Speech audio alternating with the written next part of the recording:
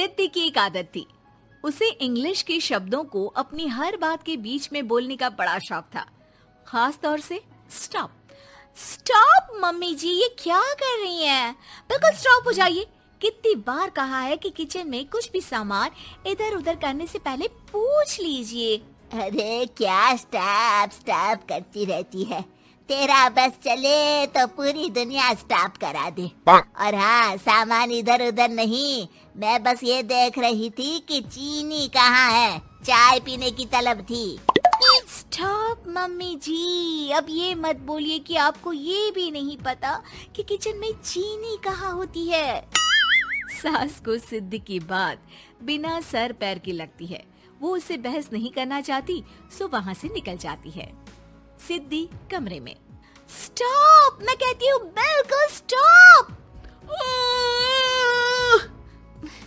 मैंने कहा बिल्कुल स्टॉप। नहीं करता स्टॉप बिल्कुल। अरे यार, बिजली की वायर जोड़ रहा था, तुमने स्टॉप होने के लिए बोला और ये देखो क्या हुआ, करंट लग गया।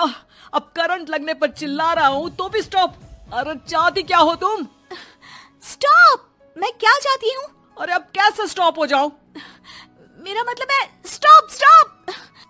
सिद्धि फिर चली जाती है सब्जी वाले के पास। भैया वो बैंगन किलो और आलू 5 किलो। Stop stop. काफी देर होने के बाद भी सिद्धि को उसका सामान नहीं मिलता। क्या है भैया, कब से बोल रही हूँ आलू 5 किलो, बैंगन 2 किलो, फिर दे क्यों नहीं दे रहे हो? भैया स्टॉप। बहन जी, मैं तो 2 मिनट में तोल दूं, लेकिन आप ही तो बोल रही हैं स्टॉप। अब इतनी तो अंग्रेजी हम भी जानते हैं ना कि स्टॉप का मतलब होता है कि रुक जाओ, तो रुक गए भाई। अरे यार क्या लोग हैं। स्टॉप। अरे तोलो तोलो चलो। किसी तरह सामान लेकर सिद्धि घर आती है, जहाँ वो देखती है कि ढेर सारे मेहमान बैठे होते हैं। सिद्धि आते ही जोर से चिल्लाती है, स्टॉप, आप यहाँ सब कैसे? अरे अब कैसे स्टॉप हो जावे बहू? बात करिए, मैं चाय बनाकर ला रही हूँ। सभी बात करने में लग जाते हैं कि तभी सिद्धि किचन से निकल कर आ जाती है। Stop stop. अरे क्या खाएंगे आप लोग? पकौड़ी बना दूं या चीला या फिर इडली बना दूं? अरे जो मर्जी बना दो, बस ले आओ जल्दी से बहू, इन लोगों को निकलना है, कोई जरूरी बात करने आए हैं। अच्छा अच्छा स्टॉप।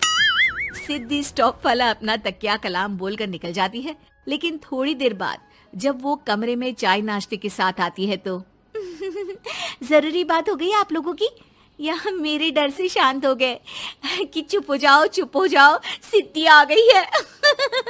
बोलिए ना। बस जैसे ही सिद्धि ने कहा बोलिए ना, घर में चकर पकड़ की आवाज गूंजने लगती है। अरे तुम स्टॉप क्या बोल कर गई, सभी शांत हो गए, अब बात शुरू करेंगे। हाँ भाई बहू, तुम वो स्टॉप बोल कर गई तो हम लोगों को लगा कि शायद तुम भी सुनना चाहती हो कि हम लोग क्या बात कर रहे हैं। फिर जो मेहमानों की बात शुरू होती है वो घंटों बीत जाते हैं, चलती ही रहती है। अरे तेरे स्टॉप के चक्कर में दोपहर हो गई, अब जाकर सबके लिए जा खाना बना कर लिया। तभी स्टॉप नहीं बोला होता तो अब तक बात खत्म हो चुकी होती। बेचारी सिद्धि करती भी क्या, खुद के स्टॉप बोलने की आदत से खुद ही परेशानी मोल लेती है। आप लोग खाना खाकर जाइए, हाँ मैं जा रही हूँ बनाने। मम्मी जी लेकिन स्टॉप, मैं ना खाना बनाकर लाती हूँ। सिद्धि सबको खाना खिलाकर विदा करती है।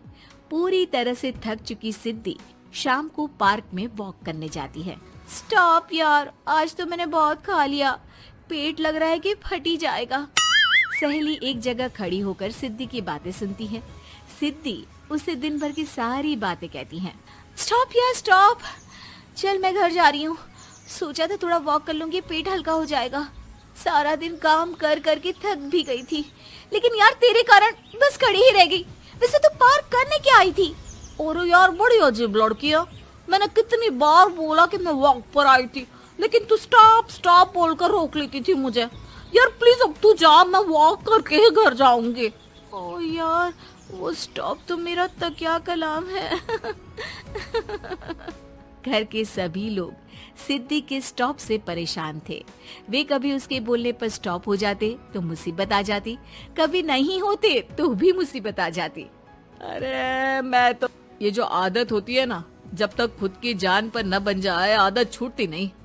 अरे उसकी जान पर बना है, उससे हमें क्या। हम लोगों के लिए तो ये परेशानी का कारण बनती ही जा रही है। उधर सिद्धि खुद सोचती है, अरे यार, पहले बाजार से देर, फिर दिन का सारा खाना, और फिर पार्क में मैं टहल भी नहीं पाई। क्या करूं? इस तकिया कलाम के कारण मैं खुद ही परेशानी झेल लेती हूँ। एक काम करती हूँ, आज से सोच समझकर बोला करूंगी। बहू स्कूटी उठाती है और निकल जाती है, लेकिन जैसे ही वो बीच चौक पर पहुंचती है, स्कूटी फिसल जाती है और वो नीचे गिर जाती है। हाय रे, कोई तो बचाओ, किसने टक्कर मार दी मुझे? कितना दर्द हो रहा है, कोई तो डॉक्टर के पास लेकर चलो। स्टॉप। बस जैसे ही बहू स्टॉप बोलती है, सारे वहीं रुक जाते हैं।